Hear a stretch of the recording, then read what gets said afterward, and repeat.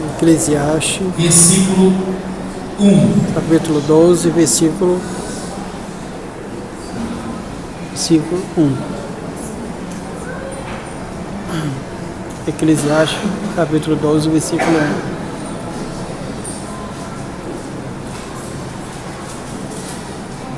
Lembra-te do teu Criador nos dias da tua mocidade, antes que venham os maus dias e cheguem os anos dos quais dirás, não tenho neles prazer. Sabe, muitas pessoas, conheceram Jesus já com uma idade mais avançada, e a gente conhece muitos, e tinham um grande desejo de trabalhar, se dedicar ao Senhor, mas não tinham mais forças, porque já estavam com uma idade avançada. Mas coitados, conheceram Jesus tarde. Mas você tem um grande privilégio, que você conheceu Jesus desde bebê. Hoje você está completando 15 anos, e você precisa sempre se lembrar do teu Criador, porque agora você tem força, tem vigor, você tem disposição. Em nenhum momento se esqueça dele. Sabe, as pessoas aí fora costumam falar que os jovens precisam aproveitar, curtir o mundo, mas esse mundo não oferece nada de bom. Não é porque você vai estar caminhando com Jesus que você vai ser uma pessoa triste, você não vai se divertir e você não vai ser feliz. Pelo contrário, nós temos um exemplo na palavra de Deus, José. José, jovenzinho, foi vendido pelos seus irmãos, se afastou de uma pessoa que ele muito amava, que era o seu pai.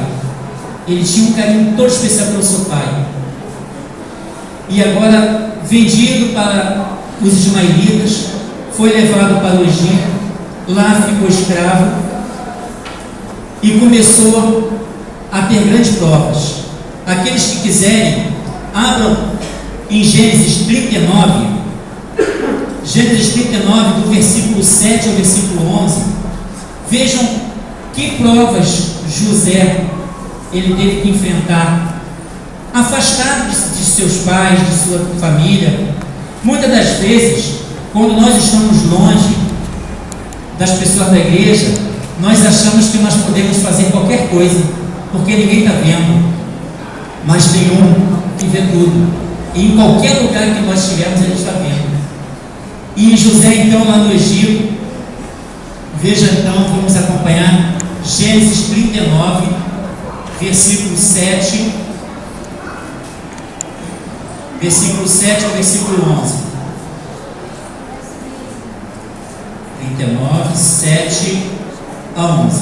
Então diz lá: aconteceu depois destas coisas, que a mulher de seu senhor pôs os olhos em José e lhe disse: deita-te comigo.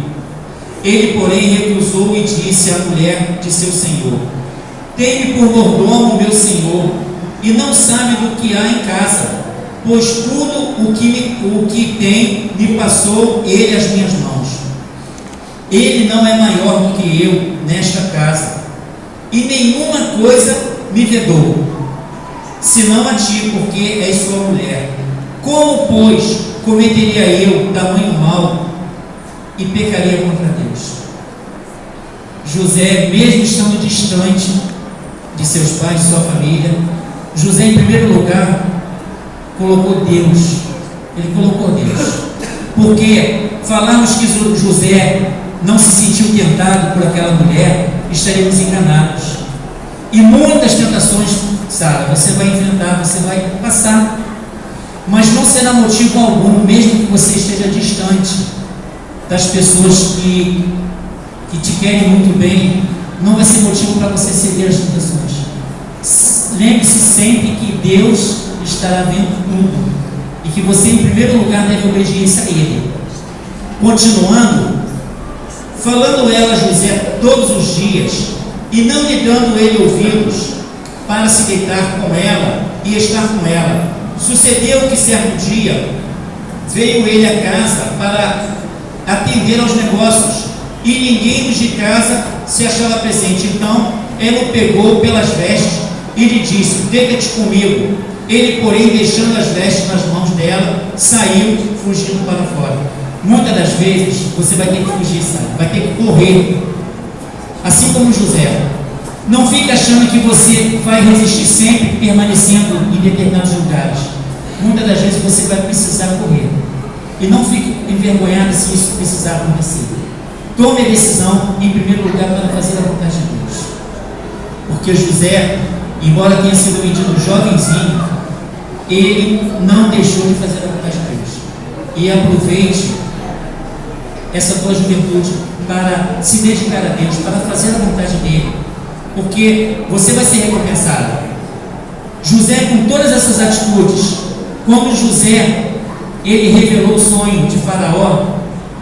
José aconselhou a Faraó que ele deveria escolher um homem sábio e ajuizado, um homem correto. Quem foi escolhido? Quem foi escolhido, irmãos? O próprio José. Faraó disse para José: onde nós encontraríamos um homem com essas qualidades? E José, irmãos, ele não era egípcio, ele era judeu. Então nós vemos como vale a pena ser obediente a Deus. Então, você precisa, em primeiro lugar, buscar a Deus. Outro jovem que se destacou muito foi Daniel. Daniel também não foi vendido, mas Daniel foi levado para a Babilônia como escravo. E lá, Daniel precisou tomar uma decisão muito importante. Quando Daniel foi separado para aprender as ciências egípcias, foi dito a Daniel e seus amigos que ele deveria se alimentar com as finas iguarias do rei. E Daniel sabia que nessa alimentação que ele teria alimentos que ele não comia, porque ele sabia que fazia mal, que Deus havia condenado. E agora Daniel, qual foi a atitude dele? Daniel se colocou nas mãos de Deus. Ele abriu mão de tudo isso para se alimentar somente de legumes e beber água. Não foi fácil essa decisão, porque aquele responsável pela cozinha, ele achou que isso faria Daniel ficar mais fraco. Mas Daniel falou: vamos fazer um teste. Vamos fazer um teste de 10 dias. E quando se acabou os 10 dias, pôde-se perceber que o semblante de Daniel e seus amigos eram melhores, eles estavam mais fortes do que os outros. Mas eu quero dizer para você, Sara, que essa decisão que Daniel tomou não foi simplesmente porque ele achou que seria melhor. Nós vamos abrir a palavra de Deus no livro de Daniel, capítulo 6, versículo 10. Por que Daniel tomou essa decisão de não se contaminar com as finas iguarias do rei? Daniel 6. Se fosse possível, eu gostaria que desligasse esse ventilador, esse aqui, por gentileza.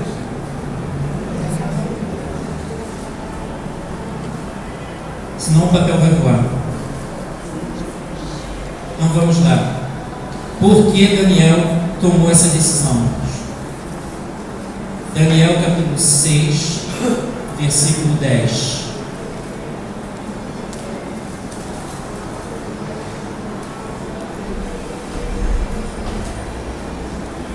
Daniel, pois, quando soube que a escrita estava assinada, entrou em sua casa e em cima do seu quarto, onde havia janelas abertas do lado de Jerusalém, 3 vezes por dia, se punha de joelhos e orava, e dava graças diante do seu Deus, como costumava fazer. Veja por que Daniel, ele escolheu fazer a vontade de Deus em primeiro lugar, porque ele era um homem de oração, não foi por acaso. Então, Sara, se você quiser fazer sempre a vontade de Deus, seja uma mulher de oração, busque a Deus através do estudo da palavra dele, ore, para que você tenha coragem e forças para tomar as decisões certas, porque não foi fácil para Daniel. Daniel poderia muito bem falar: eu fui vendido, eu fui A Babilônia invadiu a minha terra, me trouxe cativo, não tem ninguém aqui me olhando. Seria muito fácil para ele. Eu vou fazer agora o que me mandarem. Talvez ele poderia correr risco de vida, mas ele em nenhum momento pensou em desobedecer a Deus. Mas o resultado dele era esse. Ele orava todos os dias. E eu digo mais, Daniel não orava somente 3 vezes ao dia, mas esses horários que a palavra de Deus diz, sabe, eram horários que ele separava. Todos os dias, aqueles horários, ele ia e orava. Então, faz esse propósito com Deus. Isso vai ajudar você nas decisões que você vai tomar. E Daniel, ele foi recompensado por ser fiel a Deus. Daniel, capítulo 6, do versículo 1 ao versículo 3, diz o seguinte: pareceu bem a Dario constituir sobre o reino a 120 sátrapas, que estivessem por todo o reino, e sobre estes 3 presidentes, dos quais Daniel era um, aos quais estes sátrapas dessem conta que o rei não sofresse dano. Então, o mesmo Daniel se distinguiu destes presidentes e sátrapas, porque nele havia um espírito excelente, e o rei pensava em estabelecê-lo sobre todo o reino. Olha como Daniel foi recompensado por ser fiel a Deus. Dario agora tinha 3 homens que ele queria constituir, havia constituído como governador, mas agora Daniel, ele seria o primeiro, porque ele via em Daniel um espírito excelente, um homem de Deus. Então, se espelhe nesses exemplos da palavra de Deus, para que você também seja uma mulher valorosa, uma mulher que se destaque, não porque agrada as pessoas no mundo, mas porque em primeiro lugar você agrada a Deus.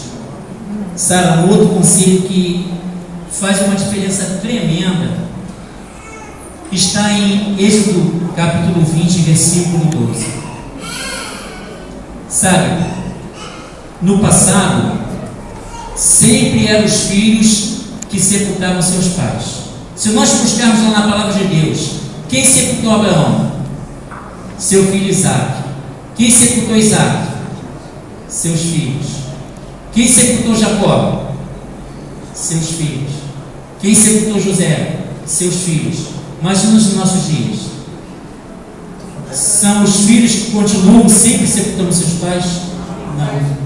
São muitos pais que andam sepultando seus filhos. Por quê?